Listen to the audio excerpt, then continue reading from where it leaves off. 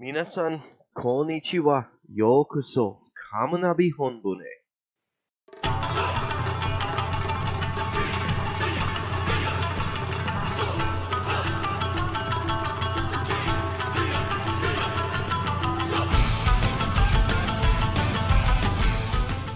Hello, ladies and gentlemen.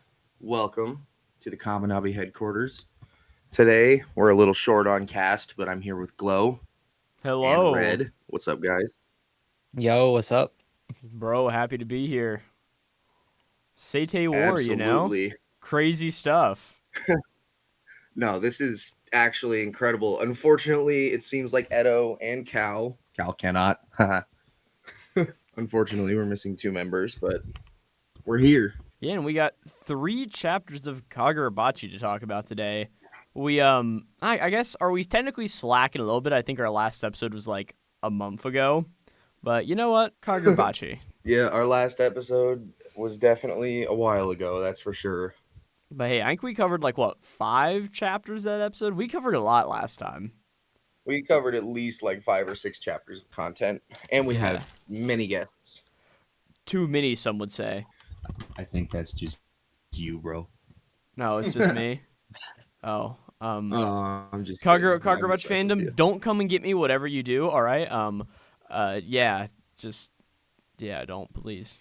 I mean, that was such a momentous day. We had to have so many people. Oh yeah, no, it was great, great episode. Next time, bring 20 more people. Yeah, no, exactly. We're Bro, gonna. I don't even know 20 people. Have the Hishaku hideout. We're gonna have the Hishaku hideout. We're gonna have Alon's. We're gonna have Shiny.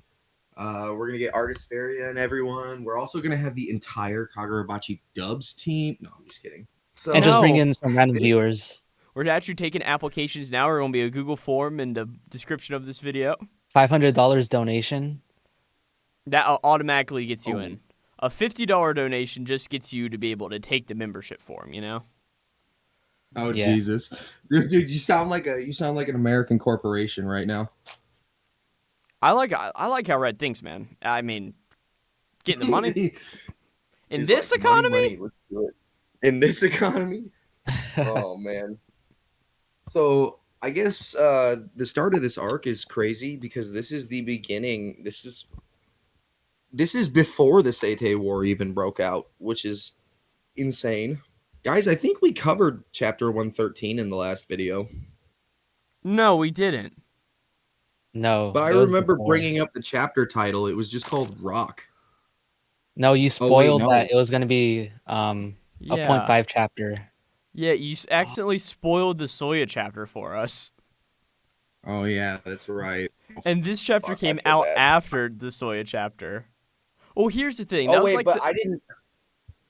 That was the most minute thing to accidentally spoil. Bro, it was a 0.5 Soya chapter. I don't think any of us No, that's the biggest spoiler. Oh. Well, I didn't even know what the chapter covered. I just knew it was a bonus chapter, but I didn't realize I was spoiling that it was a bonus chapter. Red, I agreed with you on the whole let's make money for the podcast thing. It wasn't that big of a spoiler. I'm sorry to break it to you. No, bonus chapters are my life. Okay. That's the reason why I read Kagurabachi. Dude, hot take of the year. Soya chapters, Sojo chapters, only good ones. The only good ones. April Fool's video?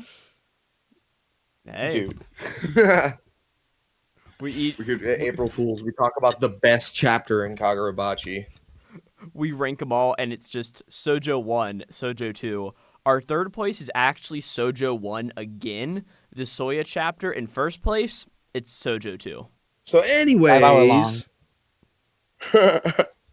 So I really like the way chapter 113 starts. We get a very good idea of where Shikoku is.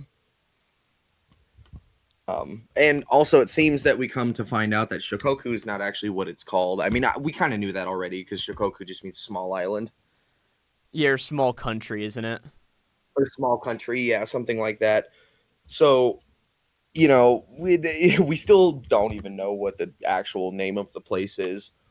But I like how it hops right into this stuff about Hiroshima and this mission and this guy, oh my god, swim cap guy. Bro, yeah, He's got a goggles. straight up He's such a fun goggles. design, Yeah, man. I know, it was such an interesting design choice. I enjoyed it quite a bit. Like, I just love how Hokuzono can sit down and make all of these so unique character designs for this guy who honestly will probably be a one-off character, you know? Yeah, you'll probably never see anything about him ever again. Like, it would be so cool if we saw something about him again, but, like, just with what happens in this chapter, we sort of learned he's a weak guy compared to, like, Shiba and the rest of our main cast, sort of. Like, I don't think this guy's coming Which back, is but... crazy Oh my because he gosh, got yeah. ambushed by Dot and Seki users and survived. And not to mention, we get a view at some of the Dot and Sek. Like, oh, this is such a good intro chapter to this arc, man. Honestly, I think like it really couldn't have been done better, in my opinion. No, for sure. Yeah, it sets up the lore really well, and I it really fills like in this information. Yeah, exactly. And I really like this one little panel, this one tiny little panel where this guy goes, inhabitants from the island were there, but the government said it was a cluster of mutated seaweed. Like, it's even funnier whenever we see, like, what the actual island sort of looks like on pages 6 and 7. And it's just, like, you can't tell me that seaweed. Like, that is so obviously, like, trees sprouting up and, like, just tangled with each other. Like, who in the right mind is believing that seaweed, bro? Like, what the world are we doing here? Well, and That's the keep in government. mind, these trees seem very reminiscent of Hatshaku. I was I don't know if thinking that anybody else too, felt of, the like, same. yeah, like the pine trees, sort of. Now, Yeah, and I mean these granted, don't like, quite look like those like bonsai pine tree type deals, but they're pretty close looking. it may also just be one of those things, like, this is how Hokuzono draws trees, so because of that, they just look the same, you know? But no, I was thinking the same exact thing whenever I first read this chapter, like, is, like, the Hat Shaku maybe some guy who came from Shokoku? Because, I mean, we think that Yura came from Shokoku. If Hat Shaku did too, Well, we then, I know mean, he that didn't just... now, but I'm sorry? We did receive confirmation like that he isn't actually from Shikoku, but he was affected by the war. Yeah, he's affected by the war.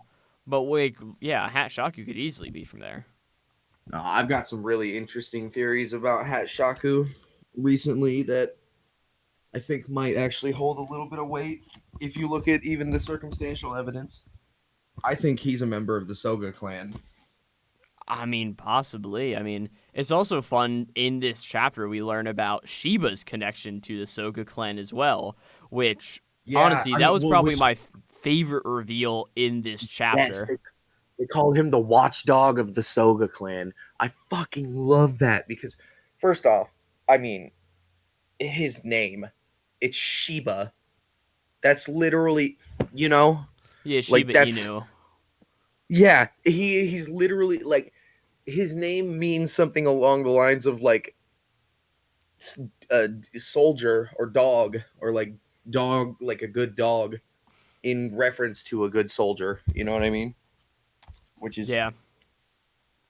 insane fucking use of nomenclature there. I mean, fuck, hats off to Hokuzono for that one. That's fuck. You know what I mean? I also like how we see that Shiba is promoting smoking from a young age, a movement that I personally get behind as well. So, Shiba, I'm just happy to see you, like, participating and helping out the cause.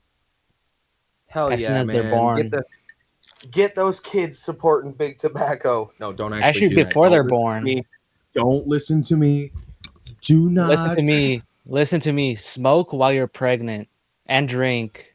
Dude, It will be awesome. You're gonna get our channel banned from YouTubers. something. Just censor it like beep. Yeah, Oh I'm my going to God, have to do some gets tight big. editing around this one. I'm not editing any of that at all. No, don't edit any of that at all. I That's approve golden. all I said. And so does everyone in the podcast. Yeah, if you're actually watching this, you are legally, like, just by clicking on the video, you legally agree with everything we say. That's how podcasts work, don't we all know? Yes, absolutely. 100%. I mean, yeah, for sure. But no, No, it's just okay. such an interesting thing about the Soga clan's guardian, and also just what we learn. And like, I know we're sort of like skipping around here, but going into 114 and how we learned that Shiba and Kunishige grew up under the same, I'm not going to say a roof, but in like the same town, and thus it seems like Kunishige has known the Soga clan people for pretty much his entire life. Like, gosh, I mean, he knows Chiaki personally. We've yeah. seen that. And Chiaki she was referred to as what, the princess of the Soga The clan? Soga princess, yes. Yeah. And Which I mean, presumably I'm sure. who he marries. Presumably Yeah, Chihiro's mom. And honestly, like You couldn't. The the implications of her being referred to as a princess in Japanese culture are huge, by the way. She's going to be a wildly important character. Like, I wasn't so sure that Chihiro's mom was going to be nearly as important to the story as I wanted her to be, but it seems like she is. So I'm glad to see that. Yeah, for sure. But sorry for derailing us on the 114 real quick, but I just wanted to mention that because it's just such a fun little idea. Oh, yes. No, I love this scene. Oh my God. This fucking scene where, Goggles and Sheba ash their cigarette at the same time, and Sheba's like, "Are you done talking?" Like he sat there the whole time and listened, but nobody noticed him. Well, what I thought is that he just teleported in like just there in that moment and just I didn't think he was there the entire time, was he? No, no, but I think he was definitely there for a significant amount of time, like significant enough to hear the end of the conversation. Yeah, At like least. everybody's eyes were drawn on the goggles and not Sheba. So whenever Sheba disappears, you're like, wait, how the fuck did you get in here? No, for sure. And then we got more enemies falling from the sky like Soya. Love that. That's a scene that is so memorable. I also love how he's just like, oh, sorry guys, I moved, my bad. Now, okay, something interesting here. So you know how we've been theorizing for a while that Shiba's innate sorcery isn't teleportation, but something else? Yeah, like I know there's been some theories about like a gravity-based ability potentially. Well, so look at this panel of these guys falling, and then look at the panel right below it. They are on fire when they hit the ground. Yeah. Well, I is that Either that, fire? or they're just impacting. Yeah, I took that more as they were just impacting the ground because we also see the sound effects of like the what as just like they're potentially hitting the ground and just kicking up a lot of like dust and smoke. I mean, yeah, that could be read as fire. I just didn't read it that way. It looks like it, but honestly, we can't go off of looks like. Looks like only works in pseudo archaeology. I mean, Red, what does that look like to you? Yeah, it does look like smoke, kinda, or like, yeah, fire.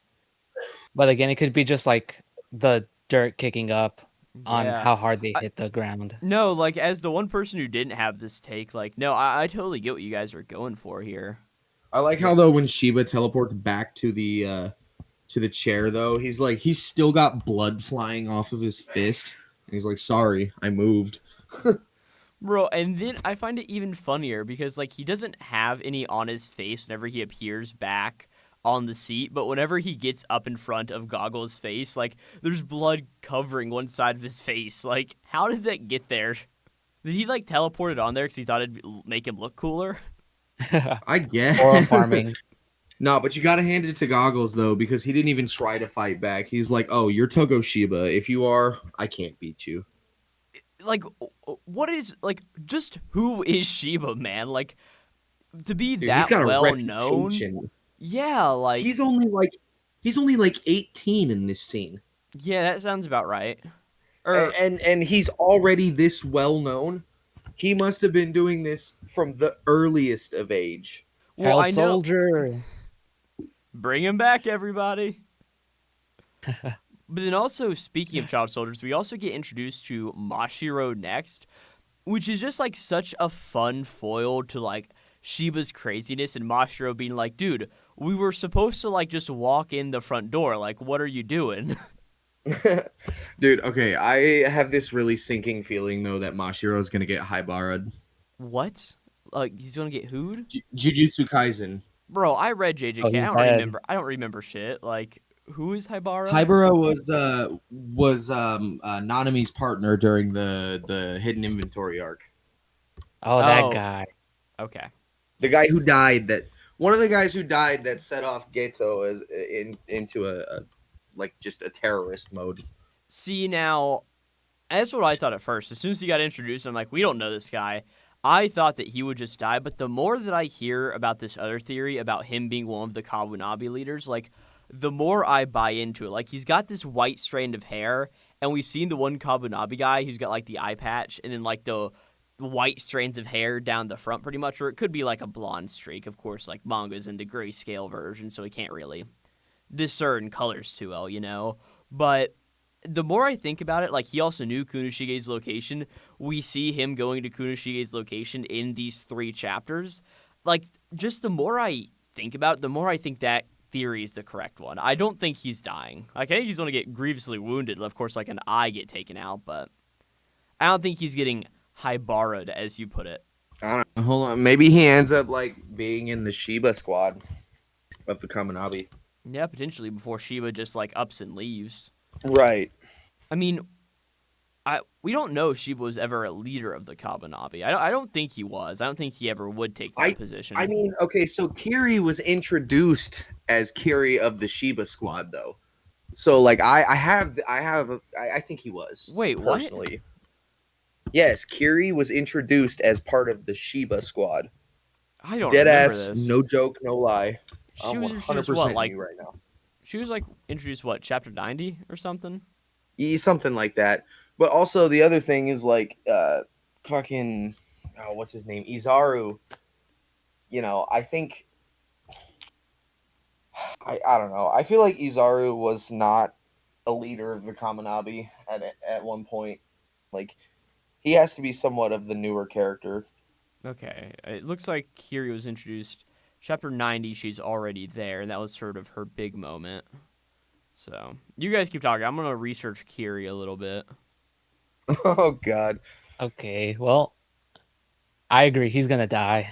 I don't know. I think so too. I personally think Not even he in is. any of the flashbacks with Kunishige and This Shiba. motherfucker's gonna die of old age. Is that what you're saying? What? He's just no. He's gonna die here. He's just not in the flashbacks. Because I feel like he's friends. So, this is kind of interesting to point out. I know it's probably completely irrelevant. Doesn't he kind of resemble Yura a little bit with his earrings and his facial structure? No. No, not even a little bit. I don't know. The first time I saw him, I genuinely thought that like he kind of looked like him. Earrings are genetic, right? Well, it gave me the idea that maybe the earrings were like a family thing, but I could just be wrong about that. I mean, maybe, but I don't know. Okay, so we do get some interesting lore here about it had been 2 years since the appearance of Shokoku, and there had been repeated skirmishes over the vein of ore on Irishima. Okay. All right. I found it, Karasu. Kiri's introduced what is it? as the Izaru Squad's Kiri Shirakai. I don't know what you're Oh, on. so it Yeah. no, it must have been a typo then. It must have been a typo because we literally talked about it in the episode when it came out. I don't think we did. I'm pretty sure Mandela it's effect. always been Specifically Izaru remember. Squad. I can That's go and so- pull up my video that I recorded the day this chapter came out to like see if it said Izaru Squad, because I think we would remember if that was changed, if it was like a Hibiki room situation or one of these other translation issues. Yeah, I don't think she's ever been mentioned. Like, she may have mentioned Shiba at some point. Yeah, I don't know what you're smoking, but I think I want some. Sorry, you can't have it through the screen. All right, I'm sorry, continue. You're talking about the ore veins and how all of that works together. Yeah, we get this interesting thing about how the Islanders avoided head-on battles and how they mainly stuck to like diversionary tactics, which is kind of cool to think about because considering that like they're viewed as these ultra powerful monsters of sorcery. You know what I mean? Yeah. Yeah, I mean, maybe they just didn't want to kill people. That's why they avoided. Or maybe they were just playing it safe to not actually like see if they were stronger than them. This is true. And it seems like so it's really cool because she was like, our job is to prevent the worst case scenario, which is war, Well, yeah. which I find. Yeah. Sheba pretty much like admits that like what we know right now is like it seems like there will be a war. That's what they're gearing up for, and that's even what Goggles says earlier this chapter of like war is coming, and I don't know all the details, but it's happening. And then Sheba sort of confirms that like that's what we're trying to prevent, but we just can't break through with the Dot and Seki. Now this is also really cool too because we do get some backstory here. The war was not specifically started by the Islanders. It was started because the Islanders and Japan were fighting over a vein of Dot and Seki. So this is a war of like who gets the resources, which is way more realistic and way more human than I thought it was going to be. I mean, on page 2, it even says, like, immediately the Danseki was designated as Japan's most critical resource. Because, like, it's just the whole idea of, like, well, Japan owns the land, so they think they're entitled to this material, even if it did appear whenever the island of Shokoku did. Of course, like, that's not the name of the island. But, yeah, no, it's just such a interesting political commentary and conflict that we're getting here. And Well, and it's gosh, very relevant to the present as well. Like it is extremely relevant to the present and what's going on in our world today. And whew, hats off to Hokuzono for writing such a good story. God damn. like it makes me wonder in the present day. Like, of course, we're going to learn more about the Seitai War, but like, is Danseki still there on Irishima, but just nobody talks about it, or is Irishima like gone? Does Irishima exist anymore, even? Or did it get Right. And I mean we know that, eventually the Japanese forces did encroach onto Shokoku's land I mean, because, hell, if according to Yura, the Danseki, flowers are still there. I just thought of this, but like, we know that Danseki explodes whenever it comes in contact with spirit energy. I mean, that's what we get explained here later in these chapters. What if some guy was just like, well, we can't have Shokoku had this, and just goes onto the island and pours his energy into the Danseki, and the island just like explodes to get rid of this resource? Well, yeah, that's an interesting theory. Nuke the magic barrier. Dude, oh my god. I swear to god. If I mean, we're already it's already a Japanese story about That's how Mashiro basically dies. nuclear weapons. Oh my god, he's suicide nukes the island. Yeah, Mashiro self-sacrifices and blows up the island. Oh my god. I mean, I don't think we really need to get into like the heavy implications of a Japanese story about basically literal nuclear weapons. You know what I mean? And how they affected the world. Chainsaw Man. So I mean, the Chainsaw Man, yeah, no, literally, yeah. Oh yeah, so we get them teleporting to Kunishige's compound. Well, actually, Where he before we makes move swords. on, I quickly want to go back and talk about how, like, the research facility where everybody's studying Danseki is in Chiba, and that's where Sojo's facility was, correct? Oh my god, I think you're right. No, wait, Sojo's facility was outside Tokyo, wasn't it? Well, Chiba's not that far from Tokyo if you look at a prefecture map. Interesting. That's an interesting thing there. I mean, Sojo. We already know about Sojo's obsession with the enchanted blades. I mean, maybe as like a, and we still haven't elaborated on that flashback yet. Hokuzono, I hope he didn't forget. Yeah, I mean, it Chiba could and be like a Tokyo are right. The two prefectures touch each other. Okay, so yeah, they're pretty. I'm pretty sure you're right then. I will It could just have been. Oh, quickly copy this image and I'll send it over so you guys can take a look. But this is just an image. If anybody at home is wondering, I'm just looking at an image of the prefectures in Japan. So What were you saying, Red? if it is like the same lab, it could be that just like a part of the Kamunabi defected, and they became like essentially gang members. All you So sent over was some encoding. bro, what the hell? embed fail. I just got strings of code. No. What? What dot the hell? svj or dot svg? What? What is a dot svg file? I've never seen that before. Okay, copy it. Let's try this again. You copied the code. That's funny as fuck. Oh yeah, okay, here we go.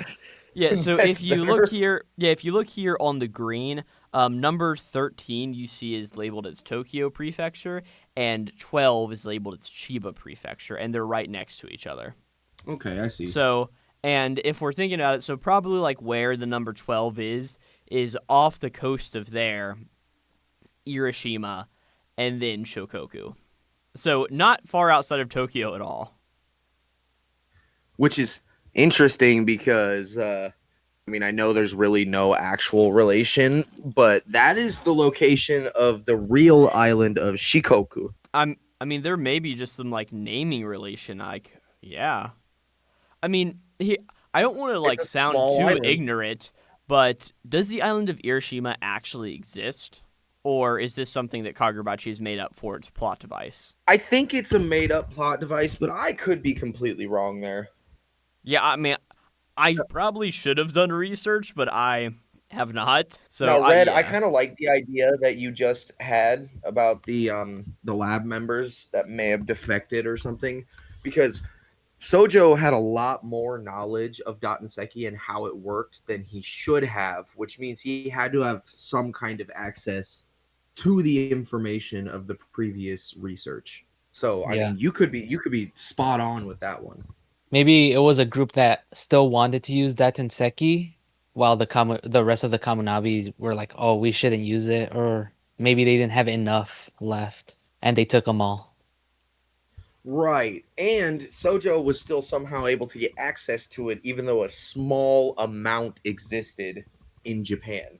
He was still able to, and it was all under lock and key, and he was still able to get access to a very large amount of the small amount that Japan had. See, I mean, that's the why Hishaku's I forces think had hundreds of Dotenseki weapons. that's why I think the island was either mined dry and there just wasn't as much as people thought, or the island just was blown up and doesn't exist anymore because I mean, if you think of like a vein of ore, like as what we see in the chapter, it seems like it's all over this island. So like you think there'd be so much of it, and unless so much was just wasted fighting in the war, but if only Kunishige knew how to use it at the time, then only it would have been made for the enchanted blades. Like that's why I think the island just Hiroshima doesn't exist. That's why I think that. Oh, Hiroshima's probably gone. Either that, or that is the place that Shiba keeps taking all of his prisoners to torture for information to. He can also like torture him in a basement, man. Like I don't think he's got to go like, this was where the war was held so many years ago. I'm torturing you. Like, bro, he can do that in like his mother's basement. I mean, if he you think has about to. it though, because like, if you think about it though, so in like the first few chapters when he's got the Daruma sorcerer guy there, the very first thing that the Daruma guy says, "Where the hell am I?" He has no idea where he's at. Well, it's also And- like if I'm blindfolded and taken into a warehouse somewhere, I'm gonna be like, where am I? I don't recognize this spot. That's fair enough. But like, I don't know, and I just have these like weird intuition feelings of that certain things that shouldn't really be connected for any reason are. And I don't know why I just keep seeing these dots get connected in my brain. Get it dots like in Dot and Seki. That's Okay, I'll see myself out, That's guys. It was fun being part of Wah, Kagurabachi wah. podcast while it lasted. Anyways, so the end of this chapter is really cool. I really it's really cool to see how similar Chihiro and his father look at the younger age. I mean, they're literally like one for one.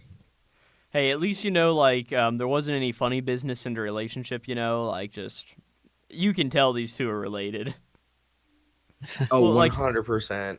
I totally understand why, like, whenever Chihiro's meeting with Izuru and all of those guys, it was like, oh, yeah, this guy clearly This is Kuroshige's son. Roku's son. Yeah, like, Yeah. Nope. You know what? No. Chihiro's a clone. Uraha Clone confirms. Saga. Clone, just like Sojo is a clone of Chihiro's mom. Oh my god. No. Nope. Uraha confirms Chihiro's a clone. He's not Rokuhira's son. He's Rokuhira himself. the Chihiro's a clone theory may be the best thing that's ever come out of this podcast. Dude. Because here's the thing. It's not going to be true. But what if it was? Exactly. Chapter 114, guys. I love how he starts so- this chapter with Mashiro being so concerned about every little thing regarding this guy, and Chiba's just eating some yakisoba. Like, he is just chowing it down, and Mashiro's like, are you sure we're not, like, breaking international law here? Nom. It's fine. I really like this opening drawing of Mashiro. Like, do you see these like little halos coming off of his sword, and like, it seems he's using sorcery in this panel.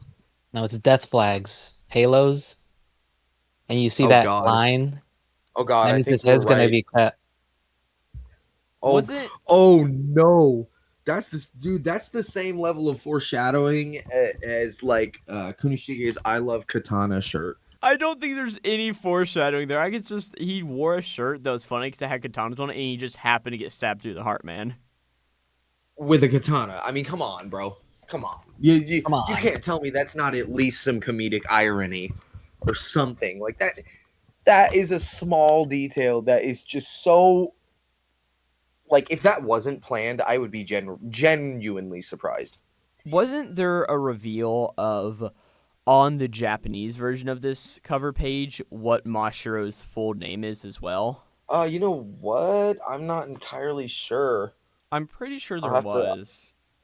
I'll I have can to check pull the- it up later because the website I use to read the raws is constantly changing. So I can check the what's it called? The wiki says the Shuji. Yeah, Shuji, Shuji. yeah. Yeah. Hey, can you copy that kanji and send it in chat, and I can translate it? Let me get it. Yeah, he's Sweet. gonna send the code of it over real quick. Yeah, Yeah. just the code. Just send Totally. strings of code. Bro, it's actually sort of crazy. Like, if you look at the code I accidentally sent and you start scrolling through it, it literally goes on forever to the right. Like, there is Really? just so much. Yeah, Oh my- there is. Oh my god. Oh my god. Oh my. Infinite code. Then there's strings of Japanese, and then it just goes back into code. What? Whoops. Hey. Let me get it. I'm choking my phone right now. Yeah, it's just one of the things where, I don't know, I'm happy that Viz cleans up sort of the cover pages, you know? But I sort of feel like it would have been nice to just, like, have a little bit of information like, hey, this is Mashiro Shuji. Okay, here we go. Let me try to read these. Wait, so Hanchue is Bingchiling. Shuji his surname or his first name? The wiki says first name. But Oh, okay. So Mashiro's the surname. Yeah, the Gotcha. family name. Well, yeah, that would make sense because of how they. Okay, so I've actually never Bro. seen this kanji before. So I have to look it up. Imagine when it's going to Ooh, be okay. like, Shuji, So the kanji. sacrifice kanji- yourself for the rest of us. It's okay. Like, it's This going to is be a really crazy interesting, guys. This is super interesting. So the kanji used for ma means truth, reality, fact, sincerity, honesty, faithfulness, good faith, indeed, and really. oh yeah, he's dying. He's definitely dying for moment. He's sure. not dying, wait. guys. Too good for All right. this world. All right, let's see what the Only the let's see good what die the young. pseudo- So the Shiro kanji, another one I've never seen before. Let's Well, see. I know that Shiro means Hokuzono white, but castle, fortress, or citadel. so he's like honest castle. He's like here, hold on, let me go back Well, one more time. let me think about it He this is way. like the pure, genuine, real, sincere castle. Okay, well, what is the color of sincerity? White. Exactly. Purity. Like White Which so and Castle, the famous Shiroi means American like, fast food restaurant. oh my god, okay, you're Oh getting my into some god. crackhead theories here. Hokuzono loves White Castle. And you know what? Hokuzono White does love Castle American is media. not out of business, which means that Mashiro cannot die until White Ooh. Castle goes out of business. Okay, so the kanji used for shu means excellence, superiority, outstanding, or to excel. Like the food that And White Castle makes. oh my god, it's getting even better. Okay, and the castle for G means, let me just, castle for G, to govern, to rule, to cure, or to heal. Ooh, Like dude, the this might one lend some fast credence to food, the one fast food restaurant to rule over all of the others. It's predicting the future. It's like the Simpsons episodes that predict the future of our world. Hokuzono is Okay. predicting the White Castle comeback in 2026. Repeat it with me, Okay, everybody. I hate to interrupt your legendary theory here. But this might actually lend some credence to your theory of him being one of the leaders of the Kamunabi. I mean, a man can have two good theories. Granted, like, I didn't come up with the Kamunabi one. I've just seen that posted around, and I've sort of subscribed to it because I think it makes sense. Yeah, well, with his name, it makes even more sense. Granted, with Kudo's name, I thought he was coming back, and what if we see Kudo? I'm sorry, I just realized this. What if we see Kudo in the past during this arc? That'd be cool. I mean, he was a Kunishige supporter, so that'd be Oh, cool. You don't see. I'm actually literally shaking right now. I want to see Kudo again so fucking bad. He, in his short span, he was a great character. Holy shit. Okay. Oh, I'm getting like the Getting shakes. withdrawals. Yeah. Oh, it's been a while since I've seen Kudo. I'm actually going to go reread chapter 80 real quick to like remember how great this character was. Oh my god. Glazer. I can Alright, so confidently maybe say we I'm the one guy who cares about Kudo in this world. Oh man. Okay, so yeah, we do start this chapter with the yakisoba. Love that. I mean, he's just fucking going to town on that yakisoba. That sounds so wrong. Pause. I take that back. He is eating the hell out of. He is eating out of the box. He's slurping down those Okay. yakisoba noodles. And I love these panels here. So, because you get this just tiny little flashback panel of Shiba going, now that you're 18, you should have something cool. And they're both just like, yeah. Love that. So this really just goes to show how close Shiba and Mashiro actually are. See, that's why he's gonna die, because he wasn't in any of the flashbacks. Yeah, Hokuzono does love to make you love a character and then completely kill him off. So yeah. Or he's a traitor. Oh, dude, that would be crazy. The name is just ironic. Bro, Mashiro is actually just working with the what's it called? He's actually the true final boss whenever they get back to Shokoku. Oh my god, He's the real puppet master. dude. He's the He's a real Shokoku Magatsumi. His soul possesses the Magatsumi. That's why it's so strong. Oh my god, you know how his name carries an air of greatness to it? Yup. He was turned into the Magatsumi. That's why it's the best sword. That's why it's the Shinuchi. Yeah, exactly. Exactly. Now we're on to something. I think the White Castle theory has more stock than this one. You might But if be his right. body turns into a castle, a white one, and then his soul is the sword.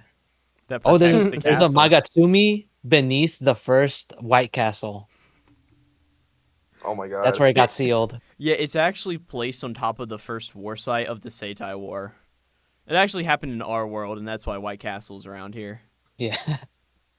This is fucking crazy, though. I love these tiny little flashback panels of 12-year-old Shiba and fucking Kunishige.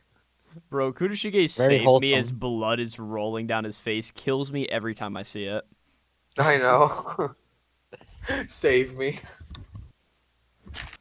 But I You also just like and we taking a look at how Kunishige lives is like, gosh, it is just so depressing. Like, things everywhere, radishes just like on the countertop, just wilting and rotting away. Like, it's kind of disgusting. Like, I'm glad Chihiro was able to like not live in this pigsty. now Well, he was the one another thing cleaning up. that another thing I found super interesting though is that we get this context that Kunishige rarely sells any swords. I was always under the impression that he was a very well-renowned swordsmith before the war, and that's why he was even able to have access to the material to make the enchanted blades. You know what I mean? But here we come to find out he's a relatively unknown amateur swordsmith in I this. wouldn't even this say part of the relatively. story. I'd say he's completely unknown. Exactly. The only people, as far as we can tell, the only people who know of him and have his swords are members of the Soga clan and Mashiro. Yeah, I mean, it also lends a lot of Couldn't see credence to in the very first chapter, or maybe the second chapter, whenever Kunishige is like, hey, Chihiro, if you want to follow down the footsteps I'm going to follow in, there's something about selling a sword and giving up with whatever happens to that sword. You've got to be resigned. If that sword kills somebody, you were still the one who forged it, even if you didn't wield it. It sort of like lends back all the way to this point right here, wherever he's like, Swords are hey, tools for killing. yeah, like I don't give swords to anybody. Like he almost has to like vet them with like a background check before he gives somebody a sword, you know?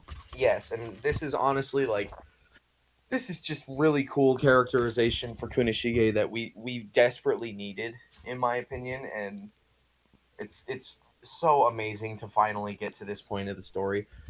And honestly, I love how I was right. I said Samura was gonna die, and we were gonna go into a flashback and then into a time skip. I knew Yeah, it. you I fucking knew did. it. Yeah, you did. I You, called it. yeah, and here's the thing: you were almost dead on. I think you were like 3 chapters ahead of what actually happened. But no, you called that shit like legitimately. Well, I mean, like, okay, I've known Samura was gonna die since his character was introduced. Yeah, everybody I, thought that. Like, but like I also knew that he was gonna I also knew he was gonna die against the Swordmaster.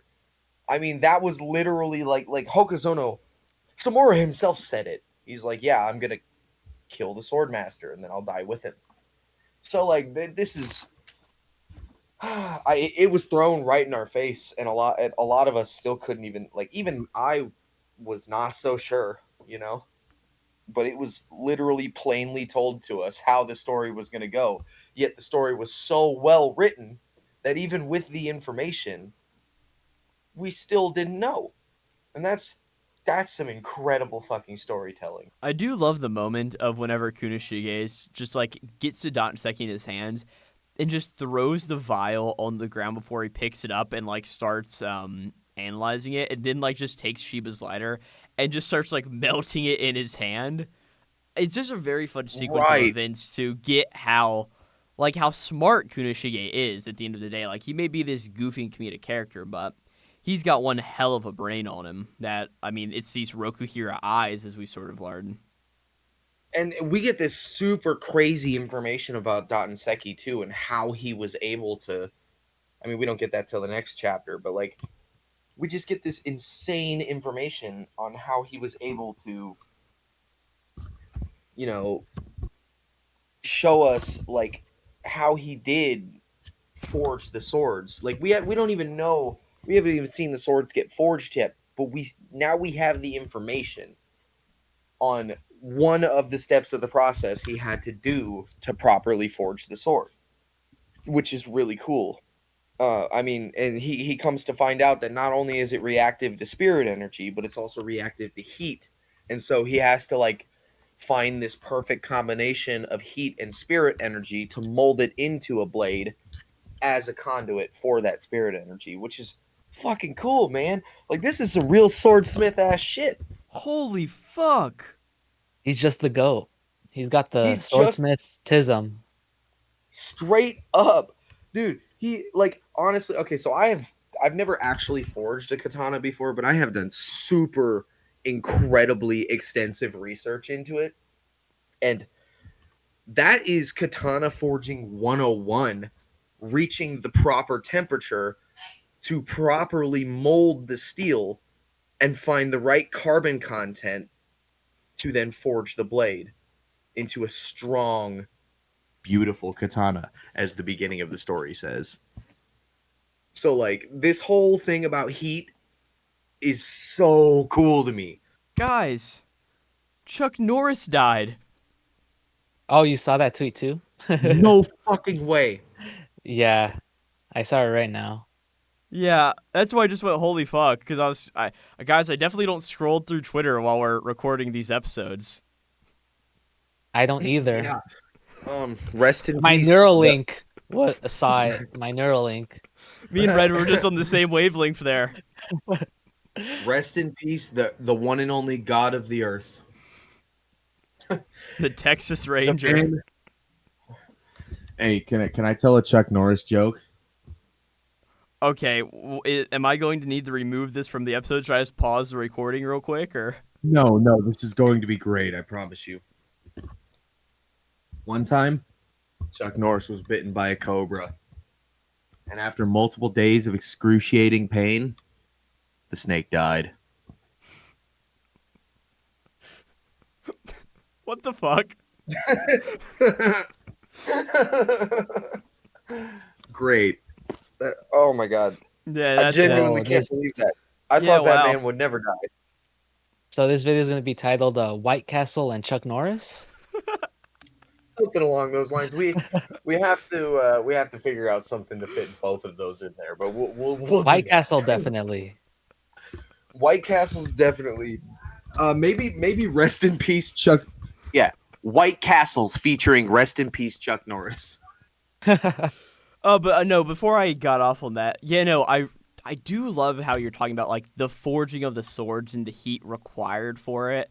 And what we learned from Urita in the next chapter about how he forges his swords and how Kunishige sort of like, Oh, hey, yeah. here's the heat required for all of that. No, I agree with you. It's a very cool storytelling, and I'm very happy because Kagurabachi, its first pages were explaining the forging process.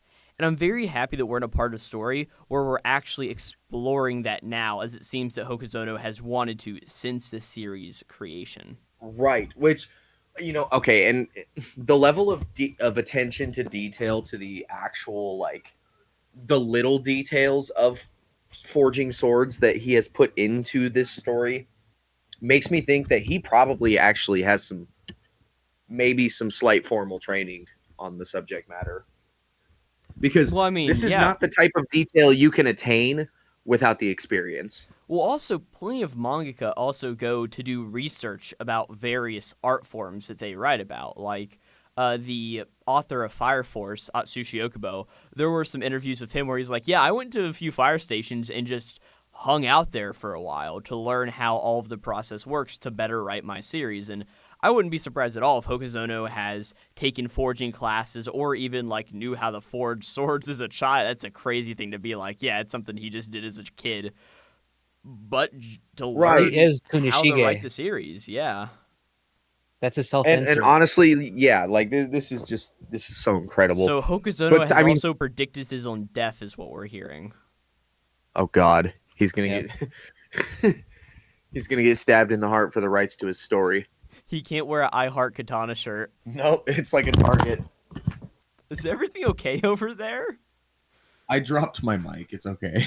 Okay. But no, like this. Okay, Subaru's introduction is super cool too because, like, I love how one of the first thing he says is, "Oh yeah, everything y'all read in my book, that's cap." Yeah, I'm going to be real. Reading the end of 114, I wasn't super excited for seeing Arita's character because I'm like, whatever. I don't know. I just wasn't into it for some reason. But going into 115, he's like, oh yeah, I made all of that shit up. Like, no material conducts spirit energy. It was legit hilarious. Yes. Oh my god. And I love how the two guys are talking like, oh yeah, he wears three hats. He's a sushi chef, a swordsmith, and apparently he's one of Japan's most renowned swordsmiths, which is fuck. His character is gonna be good. I can't wait to see Well, more. no, also, Um, are we not going to mention the name of this sword technique? A master of the Sand and sand bone, one and sword bone, style. one blade style. Like, what Oh the my god. hell? That sounds so badass. I want to know more right now about what this sword style is. Oh Like, my god. And here's the thing. sand I have and a feeling bone? since Subaru is still alive, I feel like he is probably going to help Chihiro in some way when it comes to forging these new swords. Oh, yeah. Well, I think what we're going to see is I know this is like we've got a whole Seitei war arc to get through, but I think Chihiro is going to be forging these swords, and I don't think he's going to do great at it. But then he's going to have to go see Subaru, and Subaru is going to help him forge the swords whenever we get back into the main story. I think that's sort of how it'll go. I Or hope hell, he. Subaru may already just be with Chihiro forging the swords, and we just didn't see it in 112. I also hope that Chihiro learns sword skills from the sword masters, because like he can't just stick with EI White Purity for the whole There's story. That would be boring. Yeah, there's no way he's not. I mean, it's sort of like these legacy people of the old world are passing on their swords. So, I mean, or hell, it could be Well, and something also very like, interesting he's where, gonna like, have to pull out all of the stops to beat the sword master. well, He's gonna or have it to could be use like everything. Subaru may teach Chihiro and Iori the sand and bone style. I don't think Chihiro is gonna allow Iori to fight with him though. I just don't see him doing that. You never know though. It's one Hokuzono of is really good at subverting Well, expectations. it may be one of those things where Chihiro's like, hey, Iori, I don't want to put you in danger. But then Iori proves it to Chihiro, being like, well, here's the thing. I I want to don't see care. my father again or something. And I mean, it's one of those weird things for Chihiro to be like, I don't want you to fight. And I don't know. I feel like there will be a resolution because there's no way that Iori isn't going to be fighting along with Hakuri and Chihiro as one of like the main. I mean, they're the dead dad trio, you know? Like, The Dead Dad Trio, yeah.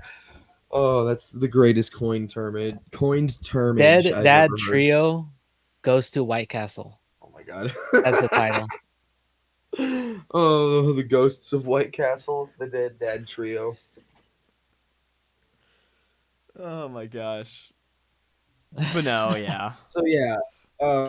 Anyways, this whole thing about the way that Subaru made his swords conduct spirit energy, I thought was really cool.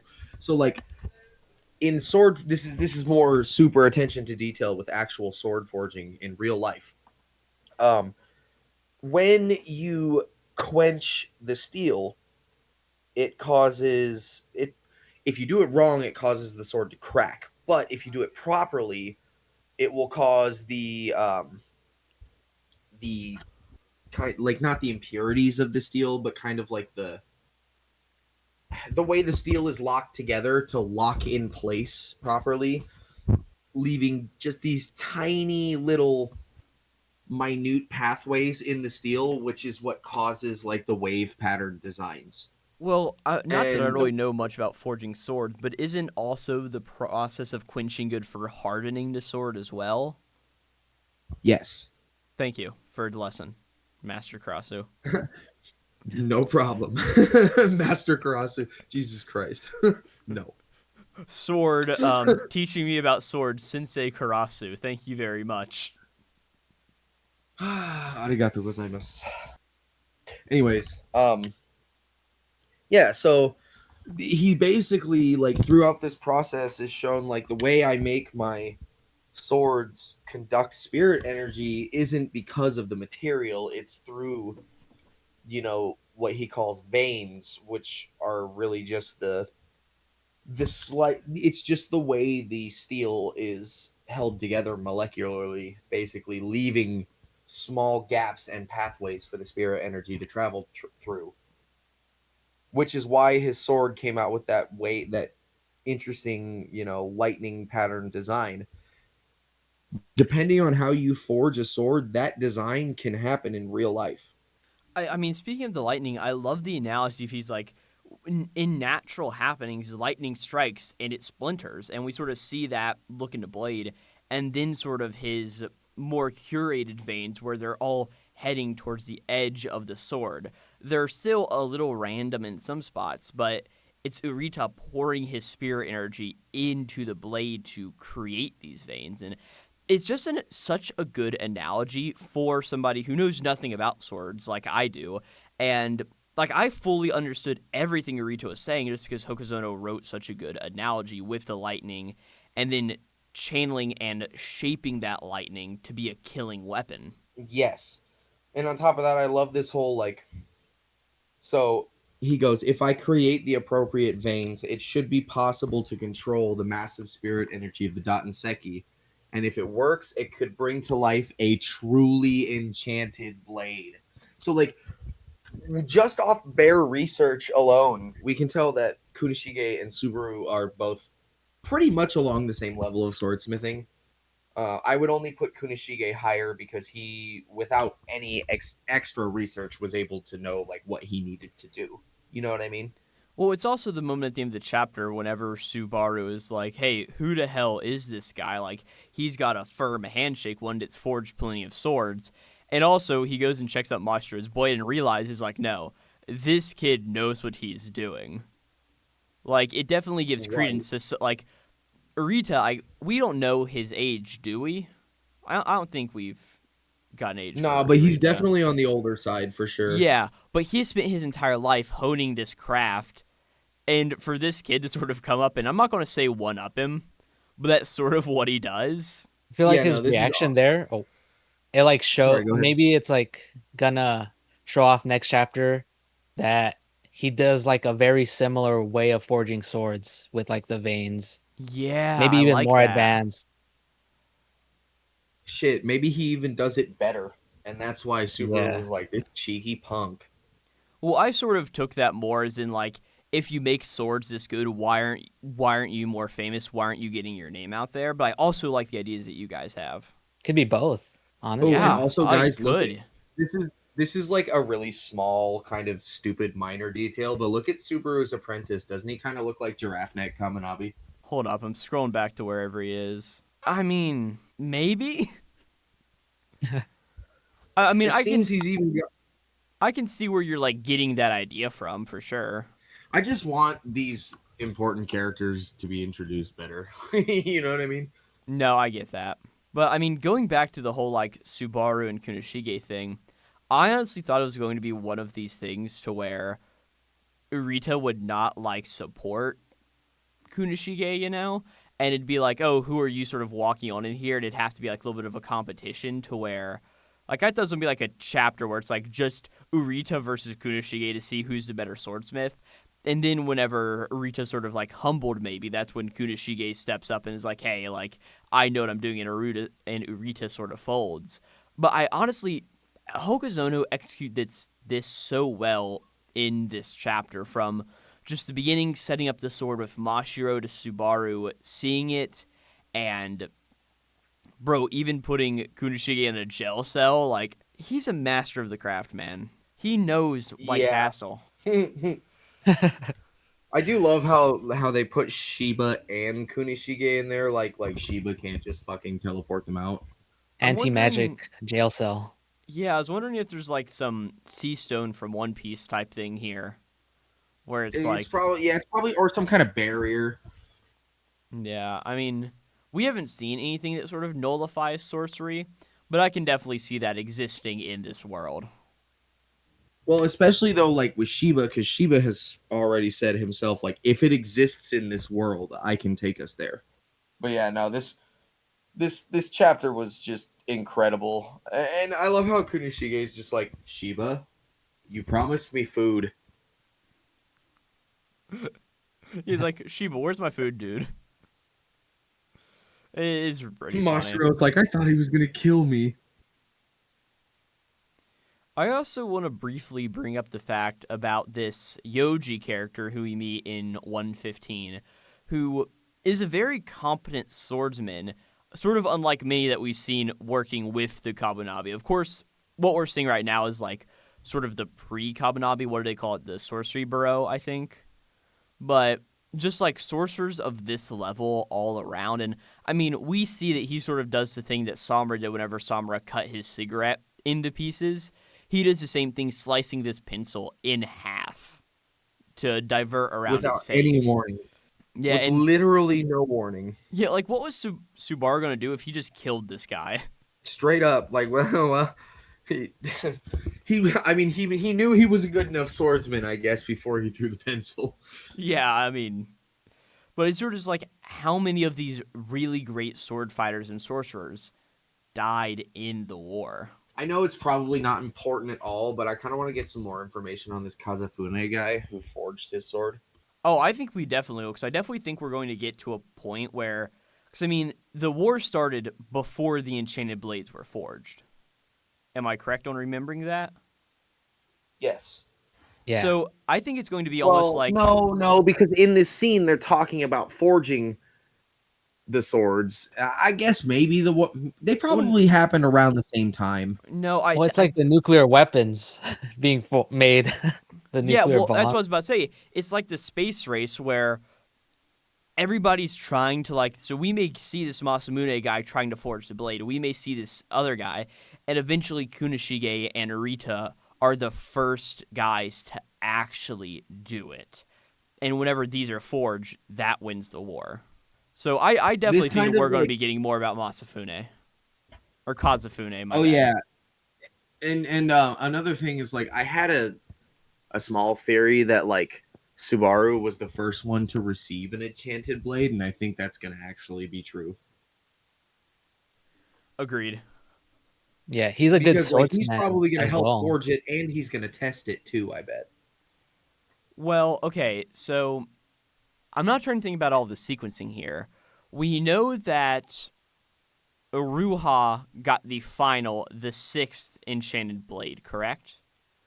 Or did he get Yes. like the fifth enchanted blade, and the final enchanted blade that Kunishige made was the Shinuchi? I Or do I think the have this- Shinuchi was the last one. Because I think the Shinuchi would have been the last one as well, because how else would all of the contracts be tied to the one blade? Unless Yeah. the Shinuchi was first, which would then ruin the theory about Subaru. I mean, here's the thing. But The also, you Shinuchi have to could have been remember made, that- and the Shinuchi may have been looked at as too powerful, and then he made Subaru's blade, but he had to have the nucleus in the Shinuchi made first, and then gave it to Subaru. Well, so I think the Shinuchi came last because if I'm not mistaken, there is a little bit of insight into the past where it's stated that even with the 5 enchanted blades, they were still in a deadlock with Shikoku, and then the 6th enchanted blade was the one that turned the tides of the war. That does sound right the more I'm thinking about it. Whatever. No, I've already yeah, got the I'm wiki pretty sure. open. I'm reading the wiki now. So I'm pretty sure the Shinuchi came last, and I think Kunishige, like, he didn't quite realize, like, he may have realized its destructive power while he made it, but I don't think he realized how far that destructive power would be taken. But because he had realized the destructive power of the blade, the eternal contracts were put on it. So, like, he had a little bit of foresight, but he had no clue just how far they would take it. Maybe that's why it's so strong. He put like all the contracts in it, and the Magatsumi. Maybe the Yeah. eternal contracts, like each of them are essentially 3 abilities, and that's why the Magatsumi has so much more. It kind of leeches power off the other blades, probably. Yeah. I mean, it has been stated to be a blade that leeches life itself to use as power, which is, fuck, that's an insanely scary thought. Like that's incredibly scary to think about. Maybe because of the Okay, I found something on the wiki. Shikoku. Oh, what did Okay, it go say? ahead. So under the Magatsumi section, it says Magatsumi, more commonly known and referred to by its title, the Shinuchi, a term used to refer to something of the highest quality, is the third enchanted blade revealed in the series, the sixth to be forged, and one of the 6 blades stolen by the Hishaku. So yeah, it does seem like the Magatsumi was made last, sort of tying all of the other blades together. So And does the that? Kagurabachi wiki, I can confirm, is actually probably like the best manga wiki out there. Like, is the most accurate. I don't think it's the best manga wiki out there, but the Kagurabachi wiki is. It's crazy how much people put time into making this wiki as good as it is. Straight up, like literally the day the chapters come out, the information is updated, which is Okay, like that takes some dedication. reading through a little bit more, Kumeyori, as we figured, is the 4th enchanted blade revealed in the series and the 5th to be forged. So I think it would make sense to where Subaru's blade is forged first, and then we don't know the pacing of the other 3, if I'm not mistaken, but then the Kumeyori, which is given to Iruha, and then the final blade, the Shinuchi, given to Hakimura. Yeah, so I'm gonna assume that probably Subaru's blade and Toby Mune were the first two, because I mean, so Kunishige had to have known Samura in the past because Samura and Akimura were basically partners in battle in the past. We've seen flashbacks of them fighting together. Well, the So flashback we saw was the two of them meeting for the very first time, and Samura sort of being like, this guy is a little crazy with how much he is devoid of sort of any meaning in wielding the sword and how strong he is from a young age. Yeah. So I mean, this is pretty. well, and all of the enchanted blade wielders, every single one had already made names for themselves before the war. I think As well. everybody but So- maybe Iruha, because it was sort of shown that like Iruha was maybe a little known, but probably not as big of a name as Samura or Subaru for sure. Like it seems like depending I on feel who the unnamed bear is, Subaru is probably the most popular before the war. Yeah, I I hope Hokazono's not having trouble writing Pinky's character because I can't wait to learn more about her. What do you guys? I've heard a lot of theories of people being like, "Oh yeah, it's definitely Chihiro's mother." Where do we stand on this? Because I don't want that to be the case. I don't want her to be Chihiro's mom either. I think that would be just lazy. I think that would be lazy writing. Yeah.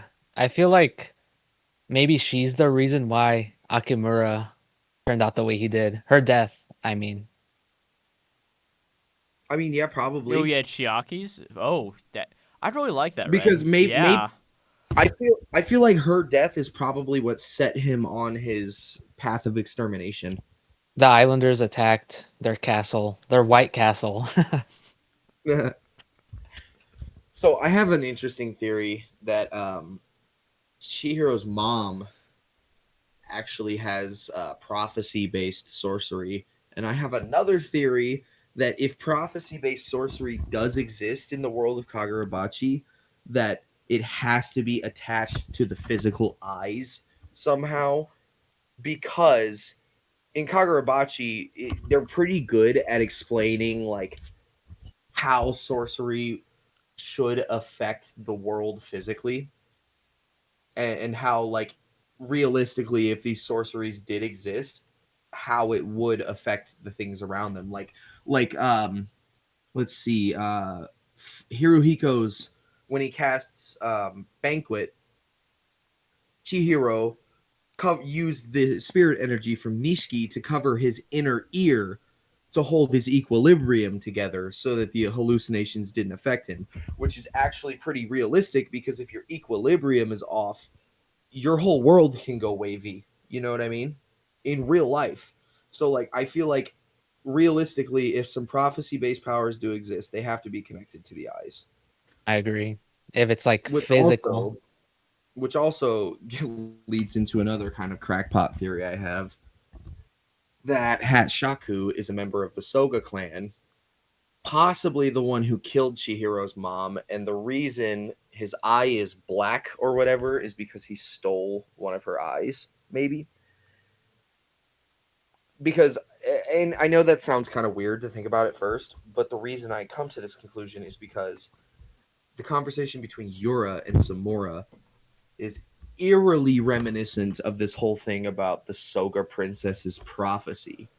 Because Yura tells Samora, Yeah, I have he keeps received talking a about a prophecy prophecy. Yeah. that the malediction will come to pass again. So I don't know.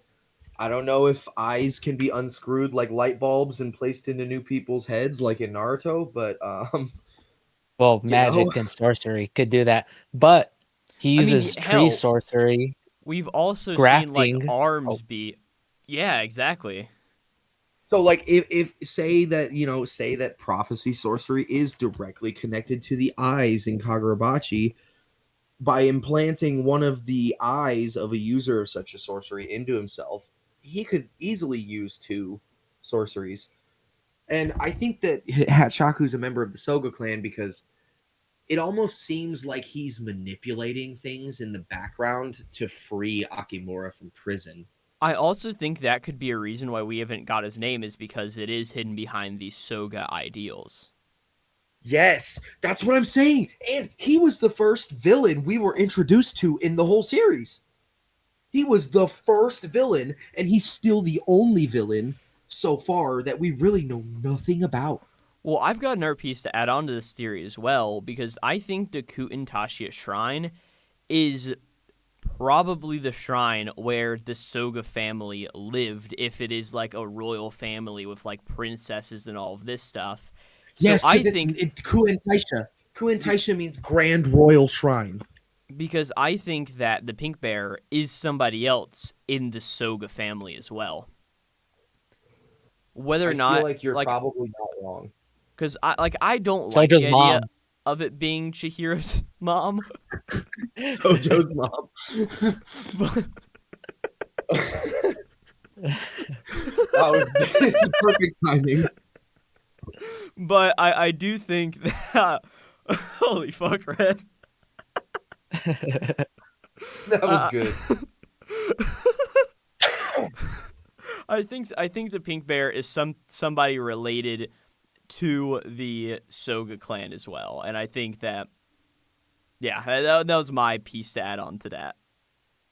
I mean, for sure. If you look at the way Hokazono's handling the Soga clan and how any members of the Soga clan are basically like that's like the final piece of information to get revealed in most cases is that somebody's a member of the Soga clan. Like the Swordmaster, we didn't learn he was a member of the Soga clan, nor did we learn that he was related to Chihiro until like 6 chapters ago. You know what I mean? Well, also, I mean, if we take a look at the very first page where all of the sword bears were revealed, we see that like it focuses on we see Samura first, and of course like his closed eyes. We see Aruha and him sort of like hanging up his gang signs. We see Subaru just there with his bad eye, but we also see that the unnamed bear's eyes Nah, that was some pessimistic shit, man. It's his good eye. are the biggest of them all, you know? And they're almost like staring into the screen. There's these like massive eyes. So that could give credence to like the family has eye sort of related powers with prophecies. So Honestly, I think we're onto something here, guys. I think we really are. yeah, I think I legitimately think that the best theory I've ever heard from you is that Hatshaku theory. And yeah, that was why it's like That's probably no, the only theory I've ever made that's actually where I'm actually being serious though. yeah, I think you've cooked, man, like legitimately. That is literally the only theory I've ever made on Kagurabachi with 100% genuine sincerity. So I'm really excited to see where we go with this part of the story, guys. I mean, this what a time to be alive. Well, I know that I'm just here like probing so many questions to everybody, but how long do we think this arc is realistically going to be? So I think the Sete War arc is probably going to be a little bit shorter. I mean, maybe we're looking at 15 chapters maximum. 15 chapters is probably a lot. I'd say maybe more like 6 to 7 chapters. Stop. Don't say that. Like, are you saying like 6 to 7 more chapters, or like we're already Yeah, like halfway 6 to done? 7 more chapters Okay, from no, what we have. I can definitely agree with you there because Because I think if like he makes it too long, he's overplaying the flashback. You yeah, know. and like I also feel like this is a flashback that we can also come back to a little bit. And I know there's been like some other Kagurabachi YouTubers who have been like Piku, who have been like this arc is going to be like 60 chapters long. And I just feel like as important and as cool as that would be, I feel like that would just take too much away from the main part of the story. Like I feel like what we're supposed to be And getting we out of would, this flashback is yeah, Subaru's character. I don't think we're and going we to would even learn too much. much about the other sword bearer at all this arc. We may see them once or Yeah. twice, but I don't think we're going to be focused on like we're going to be focused on Subaru, who we're going to then introduce into the main story. Yeah, I think we would learn too much if that were the case. You know what I mean? Yeah. I think the Good- focus of this flashback is that just the forging of the blades, since it's connecting to what Chihiro is doing right now. They're not gonna be like going into the war or showing what happens. That's what I think. It's probably just going to be like what led up to the war and all the political tension between the two Yeah. nations and stuff. But then I feel It's a probably little bit gonna be the- weird because it did get introduced as the Seitai War arc, which sort of feels conclusive in that idea of we're getting the whole thing here as well, you know?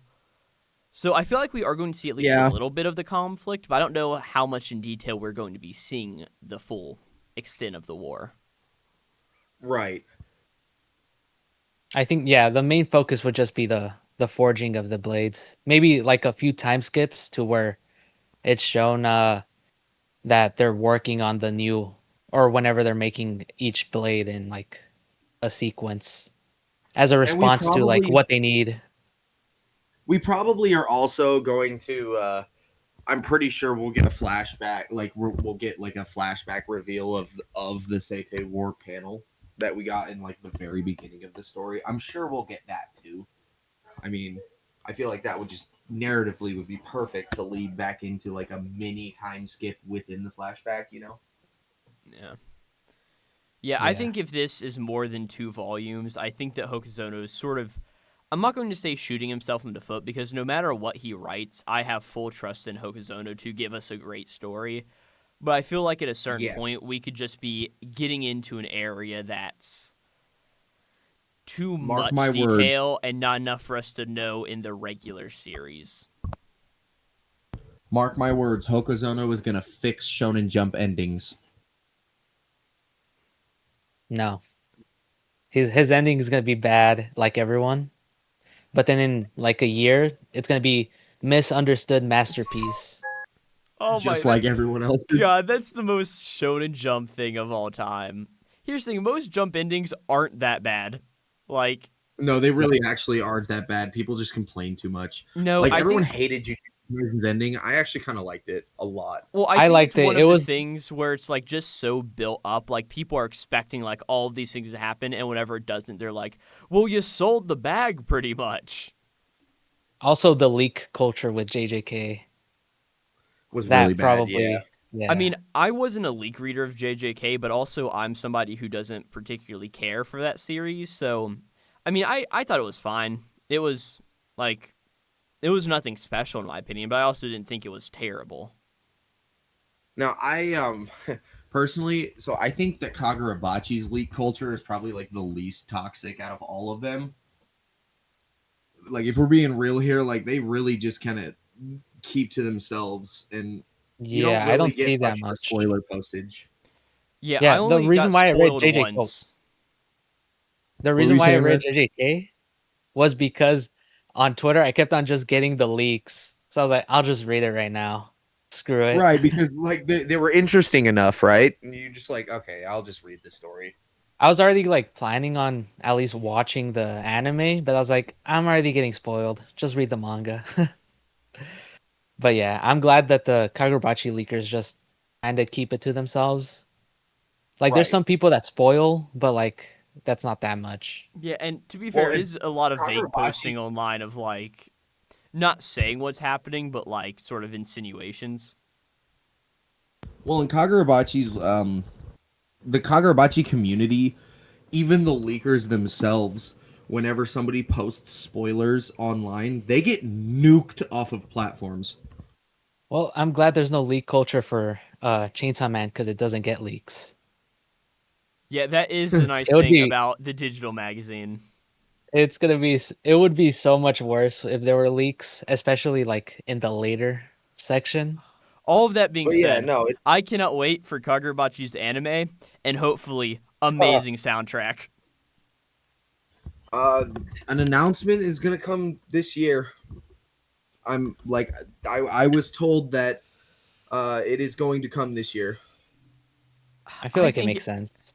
I think if it doesn't come this year, like I think we've got a few issues with production Yeah. Yeah, behind the so scenes. Cygames is working on a ton of projects right now. They're working on an absolute shitload of projects. So like it might take a while, but we are for sure going to get an announcement this year. I honestly think though, I think if we do get an announcement this year, it'll probably be like fall of 27 is what I'm thinking is when air date's going to be. No, for sure. After Here's World the War thing about Three. Kagurabachi is it's the type of series where they're gonna have to do it right. You know what I mean? Like for them to capture the feeling that this series gives you reading it, they're going to have to pull out all the stops. Well, I also just think this is something from us who are, I mean, I think we can all say it. We are hyper fans of the series if we are sitting here on the podcast talking about it, you know? So I think it's something to where we just are definitely expecting a higher level of potential for this show, and we know what it can bring to the table. But yeah, it's still going to have to be a very. I want it to be a good adaptation, not a slideshow, you know. Yeah. Yes, Meet the but it's expectations of the Cygames. fans. But It I is don't. Cygames. Yeah, Cygames has never had bad animation yeah. I was about to say ever. though, I don't see Cygames giving us a poor adaptation. No, and the cool thing about the story too is like the way that Hokuzono draws his panels, they're basically already storyboarded. Not necessarily, but no. We've talked about this before, and I get what you're saying. Like his choreography is incredible. So, uh, like Cygames could potentially do a damn near one for one adaptation, and it would be a perfect adaptation. Like you know how some manga you can't really adapt one for one because it doesn't always turn out great that way. I don't think Kagurabachi is one of those manga. I think like we're probably going to get a very good adaptation of the series. Yeah, I believe we will. I don't see any reason for Cygames to let me down. I don't think they Yeah. will. I have faith. Believe in Cygames. Yes. And you know what? They're going to bring us just a brilliant White Castle. Dude. White Castle like meal promotion with Kagurabachi. We had Oh my Burger King, God. man. They had Burger King. True. That's true. Dude, you have to be really, really big to get a deal like that before you even have an anime. I mean, Yeah. hell, Kagurabachi's already got a fucking card game set out in the world with Union Arena. Are you serious? Yeah. Yep. Oh, you didn't see the Union Arena thing? No. Have they already released it, or is it like Yeah, coming like later? No, I'm pretty sure the set released about a month ago here in the States at Is least. that like a mobile game? No, it is a physical trading card game based on an anime and manga, various IPs such as I think Full Metal Alchemist, Bleach, Hunter x Hunter, Code Geass, like One Punch Man, Black Clover. I don't know. Okay. I bought the Bleach starter deck a while back and went to one of my game stores locals to try to play it, and nobody else showed up. But I do want to pick up like a case of the Kagurabachi or a booster box of the Kagurabachi cards and open them up because I think it'd be really cool. But I'm pretty sure it's out. Let me see if I can actually copy you guys the link this time and not a line of That's so text. cool. Yeah. All the code. Yeah, send us some more strings of code, bro. Bro, I don't know how I did think that. you- I'm going to be so real. I think you just copied did you copy you probably accidentally copied the embedded code, which you can do. Maybe, man. But yeah, that's Chainsaw Man's that's a pack. Oh, a set, I guess. Oh, is it? Has it come Yeah, I out saw already? it right now. No, that's cool. No, it's in July. No. But no, I sent you guys a link to the website called TCG Player, which is just what I use for looking at card game stuff. It's Oh, also nice. where I you use TCG Player for yeah, the Pokemon cards. it's where you buy cards as well. But also looking at it, That's where I sell cards at. Kagurabachi's box right now is still like $96, hovering at a 109 market price, which I think is still so much higher up than many of the other Union Arena boxes. Granted, it's only a month old, but it's like Just goes it's to show you keeping its Kagurabachi's the GOAT. it's keeping its buying power, man. Like, and It's the even GOAT. without an anime, like, oh, it's fucking amazing. Yeah, Scalper no, time. yeah, I like how before Kagurabachi came out, everyone was so worried about the direction of Shonen Jump because of every good series was coming to an end. But like Well, also, Kagurabachi was just like, nah, I'd win. And they fucking took it, man. well, I mean, Jump also had a problem there since really 2020 with so many of the old guard ending and the new guard starting. And around whenever Kagurabachi started in 2024, we were getting at a point where many of the series that started in 2020 were either ending or had been canceled a while back. And I mean, I remember the feeling whenever Kagurabachi first started. Everybody was like, nah, this series, we ain't going to be doing shit here pretty much. And very thankfully, the manga has sort of stayed around, but I remember that feeling those first weeks of reading it. By chapter 18, Hokazono already had his foothold. Well, I mean, I actually saw this very interesting graph. It's one of these manga sales graph that's made by, I forget who he is on Twitter. I can't remember his name right now, but let me see if I can find the image and I can talk about it here real quick. Kagurabachi Brazil, because I know he was the one who saved the series from being No, it's not Brazil. It's this is a guy who does sales data for so many, like just tallying up all the Oricon data for so many series. Gotcha. Yeah, speaking of, shout out to Kagurabachi Brazil. Without him, we wouldn't be here. That dude, he literally he saved the series from being axed because in Japan, it was actually, gaining pretty high popularity, but it wasn't really resonating with the rest of the world.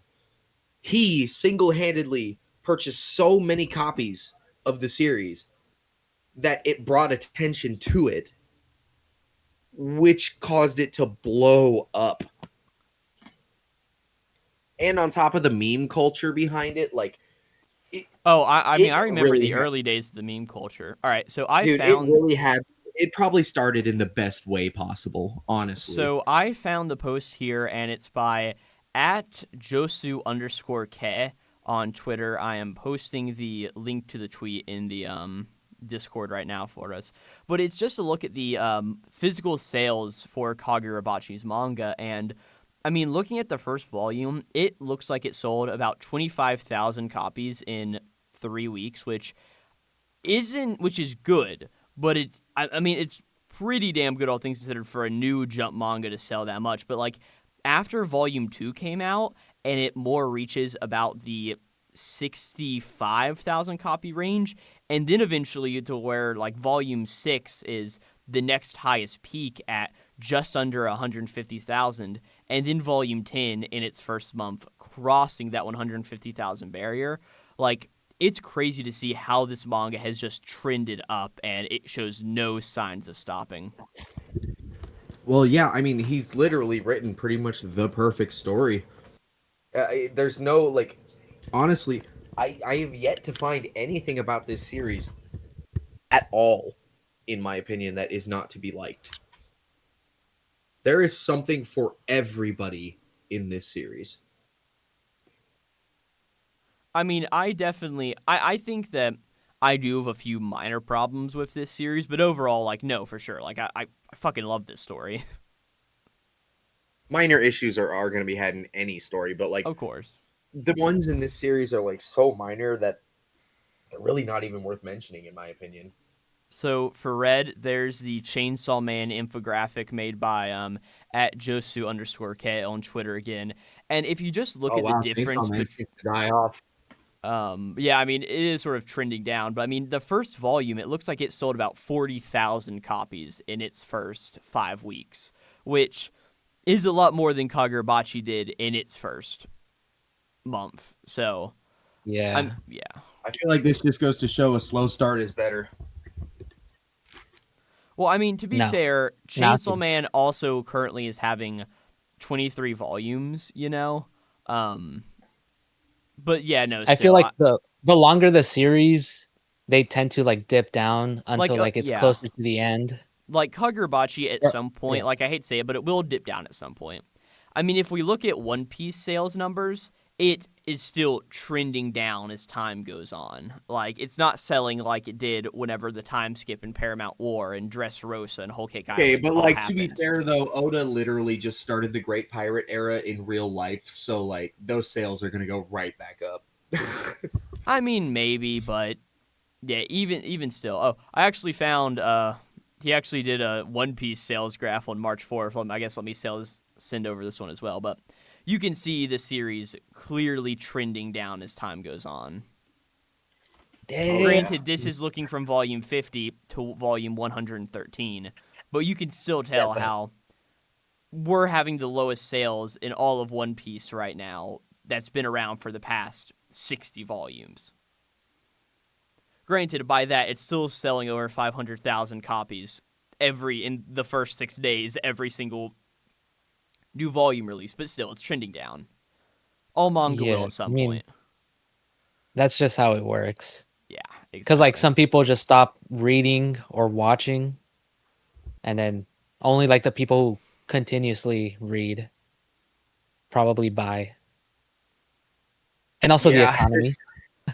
And also, One Piece is just such a hard series to get into. I mean, it's 113 volumes. Like, oh my gosh. Like, it's work to get that far into it.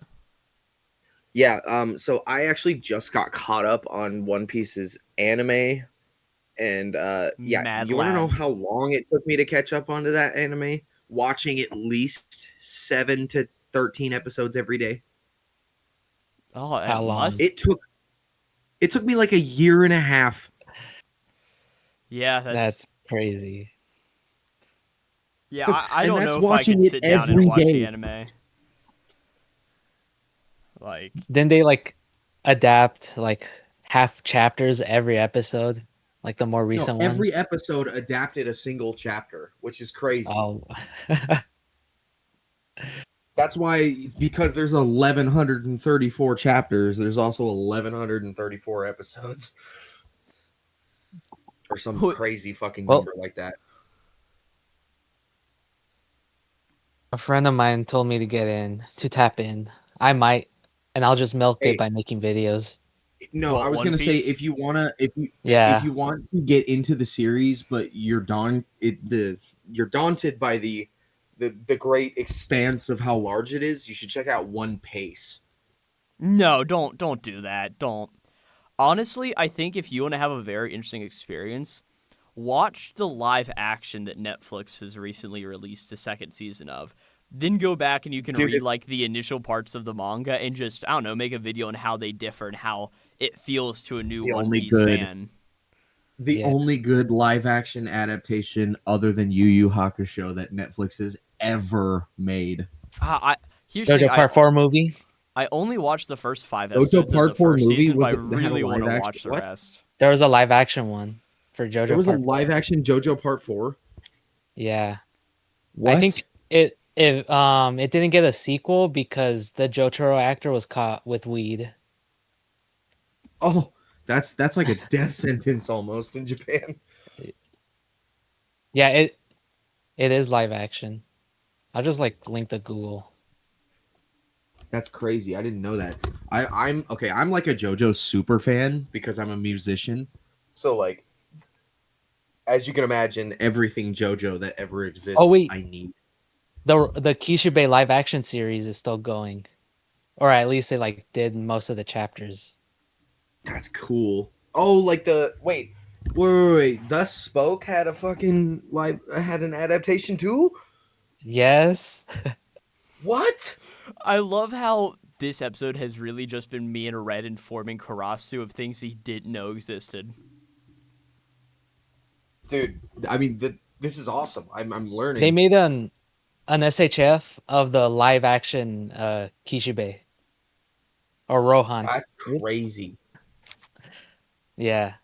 Because okay, I love Rohan's character. He's like one of my favorite characters in JoJo, especially because like he himself, not different versions of him, he himself literally spans across different universes in the JoJo realm, Yeah. which is crazy. Have you read JoJo? Me? Yes. Yes, I read. Are I you on part read 9 some right of now? part 9. I haven't caught up with part 9, but I read like until the cats. So you do know about Rohan then. Yes. I was reading it while it was coming out, but then I got busy. That is not just a different version of Rohan. That is part 4 Rohan. Yeah. You know what my favorite Which- JoJo's fun fact is? That's the Rohan SHF right there in the chat. Or Damn. I've only read part 7.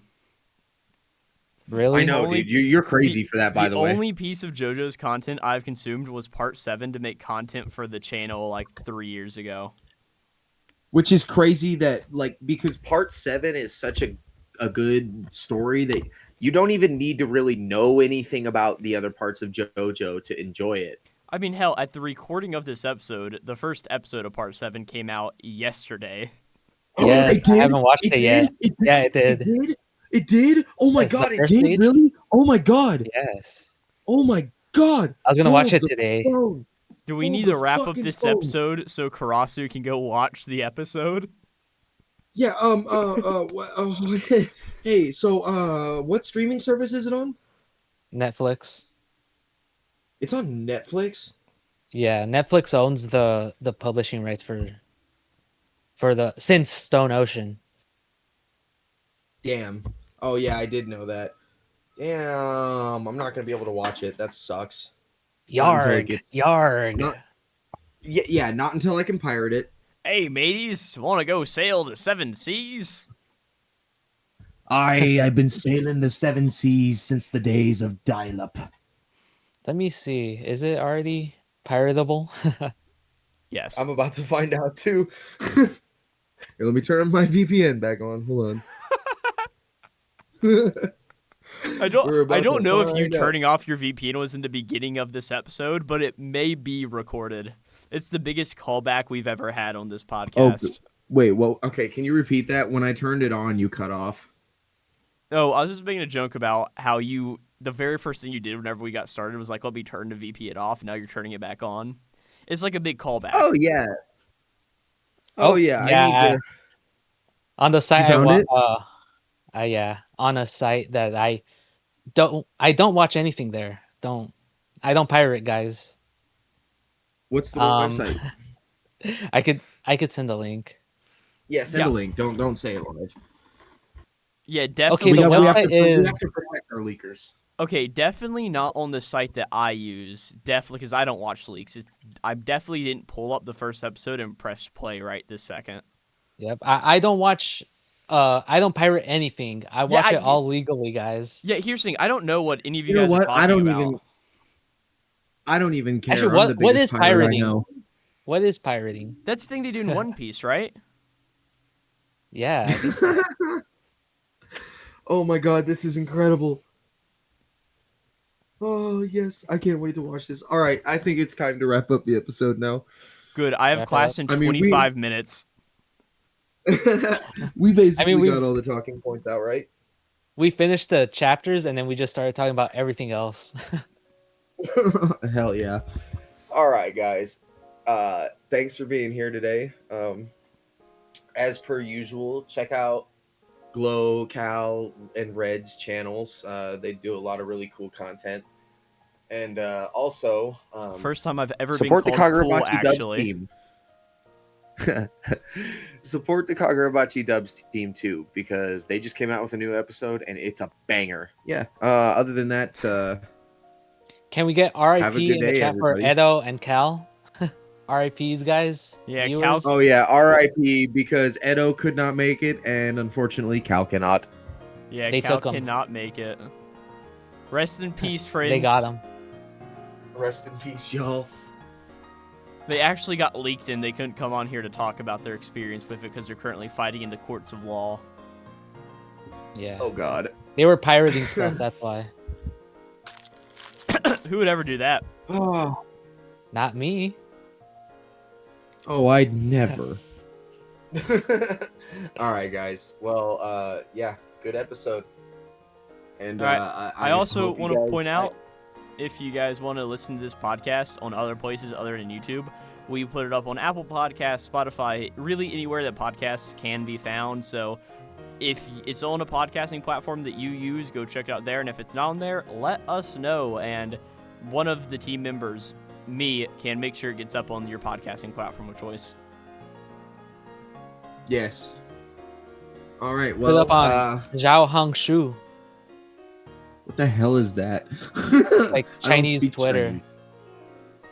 Oh. I think it's like Okay. red note or something in English. Oh, yeah, I've heard of that. Yeah. Okay. Yeah. That makes more sense. If I can figure out how to get the podcast up on Red Note, I will. We need to tap in with the Chinese audience. We'll have to put Chinese subtitles.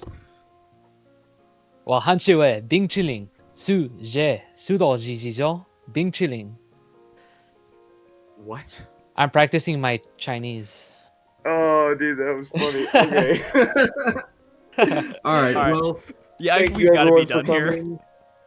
Yeah, thank you everyone for All right. coming. And if we don't see you again, good afternoon, good evening, and good night. Bye. Bye. Alright, guys. Adios. Have a good day. I'm gonna watch some fucking JoJo. Thank you, friends, family, and wayward members of the Kamunabi. This has been your host, Karasu, and as always, we hope you enjoyed the show. Thanks to everyone who is a part of this project, Glowplasma, Calcan 7, and Edo Serafino. I love you all, and thank you for being here. And as always, special thanks to Glow for always editing the videos and helping to keep the channel alive. If you enjoyed the show, go ahead and drop a comment. We love those. And if you want to see more, go ahead and hit that subscribe button.